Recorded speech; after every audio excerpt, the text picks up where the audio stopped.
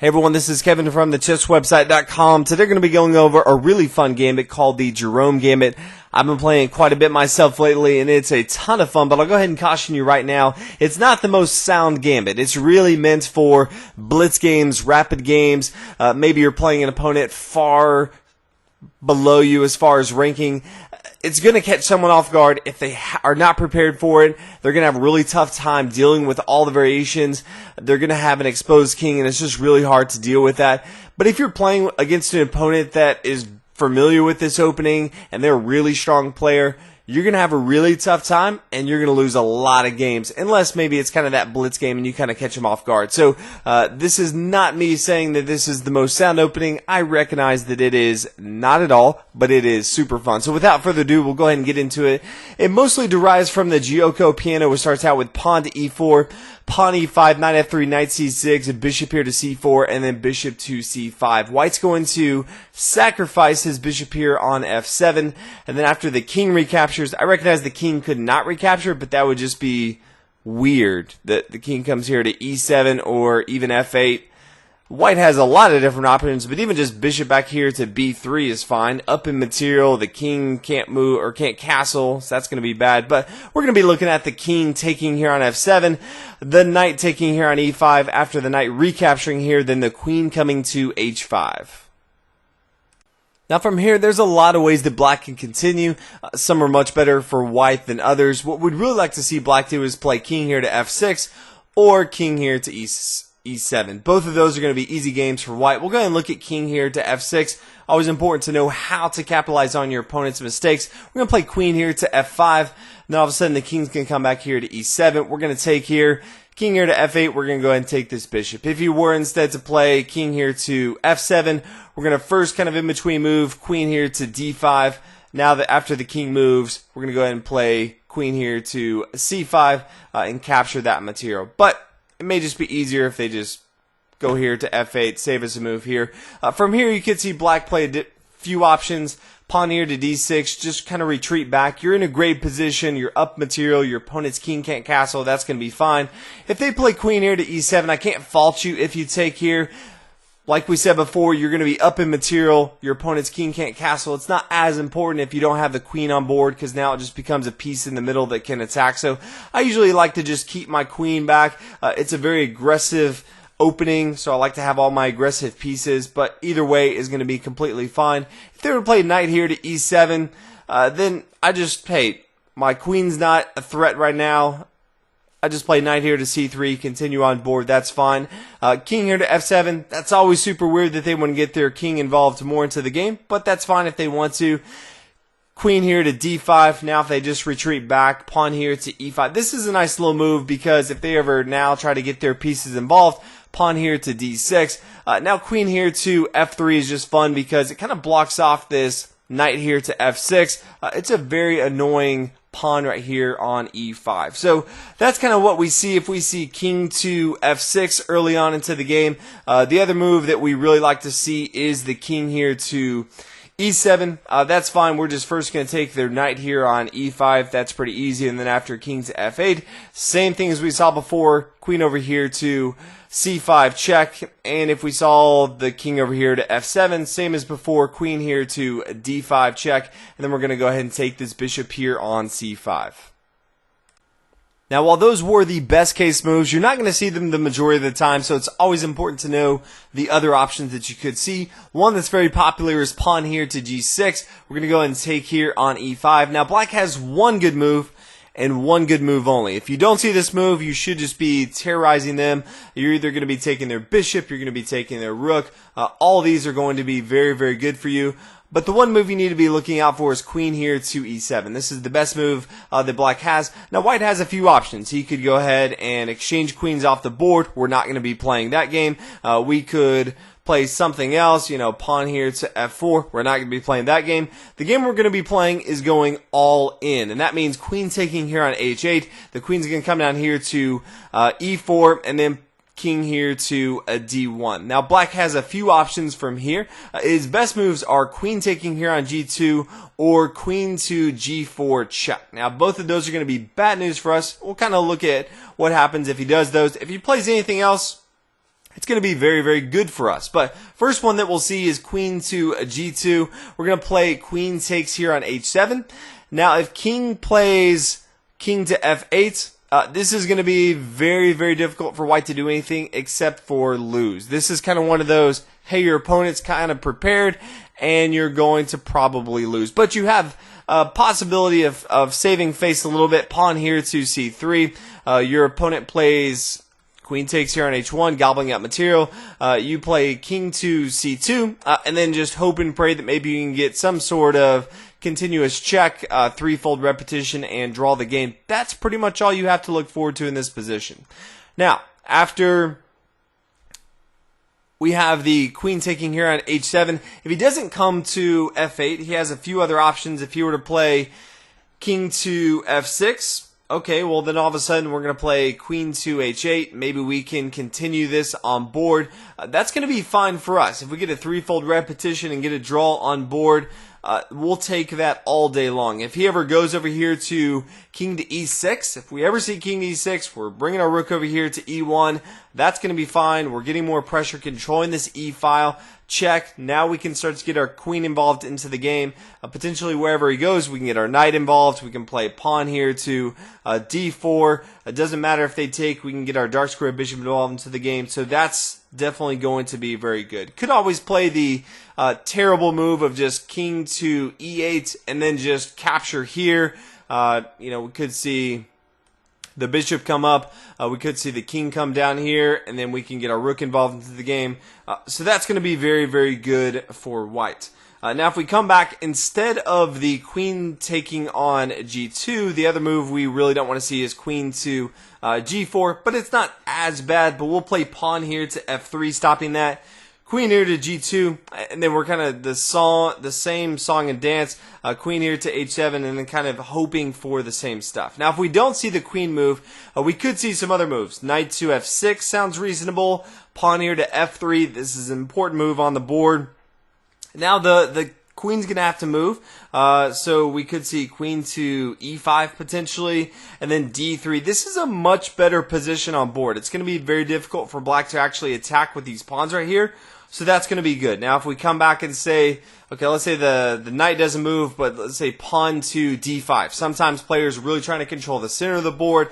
They feel like they've already got it right now, so they want to open up the door for their light square bishop involved into the game, because, hey, once you get your bishop here, it's going to be very, very difficult, potentially. This is going to be great for black. We play queen to h7. Now it doesn't even matter if they play king to f8, because we can have pawn to f3 first before the queen takes here on g2. And this is going to be a very, very good game for white. So that's kind of what we're going to see if the pawn comes here to g6 early on in the gambit. Next move that you may see is knight to g6, just kind of blocking this. Don't right away take this bishop here on c5. First go ahead and play queen to d5. He potentially could just come here to f8, and then we take this bishop, and now it's checked, so that's going to be better for us. It could always play king to e8. That's fine as well. We take this bishop here on c5. Now you may see pawn to d6. There's a few ways you could play this. I like to just continue the aggression. Queen here to b5, just giving them more opportunities to make mistakes. It's more correct to play pawn here to c6, but potentially they could play bishop here to d7. All of a sudden, queen here to b7. This is going to be better, just gobbling up more material on board. So definitely try that if you see it. Now, if we come back here, instead of the knight coming here, we could see a few other options. We're going to go over some of them. The strongest move for black is king to e6. Now, the reason you won't see it as much as you should is it feels counterintuitive for black to be bringing his king to the center of the board and feeling like that's the best move. Now, if they've studied it and they understand how black should be defending, and you know they're a strong player, if they play king to e6, that's probably a bad sign because they know how to defend. But usually, if you're not too familiar, it's just very scary to go ahead and play this king here to e6. But from here, white's going to play pawn here to f4. And then we could see a ton of different stuff. I've seen black try all sorts of stuff from here. You may see knight to f6 attacking the queen. Well, we're just going to go ahead and take this knight right here. It's protected, and then, after the king moves, we're going to go and take this bishop. That's going to be fine on board. We could instead see knight to f7. That's fine as well. We're going to just go ahead and take this material right here. If we were to see pawn here to d6, then we just continue the aggression, queen here to c4 check.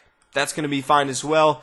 We could always see pawn to g6. Same thing as before. Go ahead and take the knight here on e5. Now we could see some very tricky stuff. We could see knight to f3 check. And this kind of forces us to play pawn to, taking here on f3. We could see pawn here to d6, protecting this bishop here on c5. Then we can always play pawn to d4. It's kind of tricky. We kind of recognize the bishop can't take here on d4 because queen to d5 check, and then the bishop's going to fall. But it's also tricky because the bishop can't really come here to b4, because now after pawn to b3 or c3, usually the bishop just comes back here to a5. It's kind of a safe move, but now the queen can just take. So this is not only forcing the bishop back, but it's controlling the center of the board, and then the queen can usually come in here to d5 if he wants to, f5 depending on where his opponent goes. He can always get his knight involved into the game, and also it's opening up the door for the dark square bishop. Also, we now have the G file, semi-open file for the rook to control. So while this is very crazy and the king is not safe, that's kind of the name of the game. Now the best move from black, if we look at it, instead of the knight coming down here, is just to play pawn to d6. Now, we can still take this knight and get some material back, but this kind of opens up the door for the light square bishop. So from here, we're going to go ahead and take. After the pawn recaptures, we're going to come down here to h3. This is just kind of one of those, hey, your opponent's playing the best moves. You just have to hope that they make a mistake. So from here, we're kind of hoping for king to f6. We kind of wrap our rook over here to f1. That's kind of what we're hoping for. Now if we see king to e7, then queen to g3. Hopefully they're kind of looking at this g7 square. They make a mistake and they play, pawn to g6. Then all of a sudden that's a mistake. Queen here to e5 check. We're going to go ahead and take that rook over here on h8. As we talked about, this really requires a mistake if we've come down this far. More than likely, they kind of know what's going on. But, hey, they could make a mistake later on in the game like this. The next move that you could see from here is king to f8. We're going to go ahead and just take this knight here on e5. You could see a dumb move from here, knight to f6 or something. Who knows really what they're doing. Just go ahead and take the bishop. Don't get too creative or anything. But usually they're going to play the most intuitive move, and that is pawn to d6. It opens up the door for the light square bishop. It attacks the queen. It protects the bishop. This makes sense. So I'm just going to play queen here to f4 check, continue that pressure. If they play knight here to f6, then I'm going to play pawn here to d3, open up the board from light square or from a dark square bishop. I'm not going to feel great about it though. I don't really like this position. I'm hoping that he doesn't play this. He's kind of opening up the door for all of his pieces to get involved into the action. So this is not great. Instead, let's say he doesn't play knight to f6. He plays queen to f6. Okay, also not a great spot. I'm going to go ahead and take right here. After the knight takes, I'm going to go ahead and play knight to c3. If we look at on board, he's got an extra minor piece. I've got 2 pawns up on material. His king is exposed. He can't castle, but I don't have a queen, so that's not as important. I'm definitely down in material, so I'm just going to fight back here. I don't want to get too crazy or the game will just get away from me. So that's kind of a bad spot. Hopefully you don't see that as well. So we took a look at if you actually get into the Giuoco Piano, but sometimes your opponent may not play that. They could try something crazy. I've seen the Blackburn Shilling Gambit, which is knight here to d4, and they're kind of expecting you just to play knight taking here on e5. Oh, hey, there's free material here.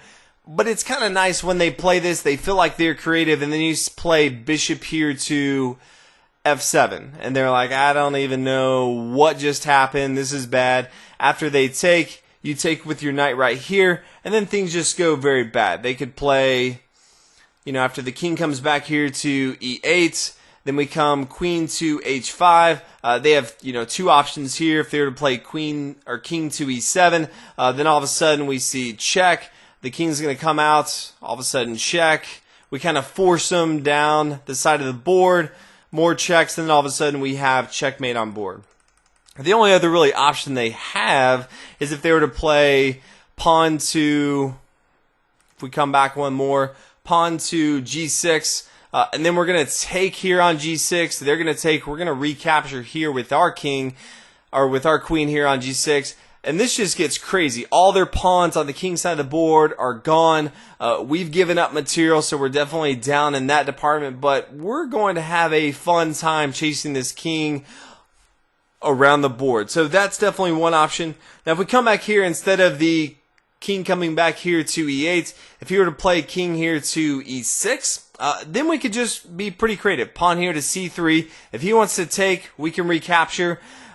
His king's going to be in the center of the board. Although we're down to material right now, we're controlling the center with our pawns. We're going to be chasing his king all over the board the rest of the game. So this is going to be fine as well. And that's kind of just a surprise. You don't have to play that against the the Blackburn Shilling. Some people kind of have their own flavor of how they want to attack that. But it's just nice to have kind of the Jerome Gambit in the back of your mind, knowing that, hey, you can blast this off, especially if it's a blitz or a rapid game. It's just so hard for your opponent to play this. So hopefully you guys enjoyed this fun gambit. Test it out. Let me know what you guys think. Let me know if you're having success with it. Until next time, hopefully you guys enjoyed, and I'll see you on the next video. Thanks for watching.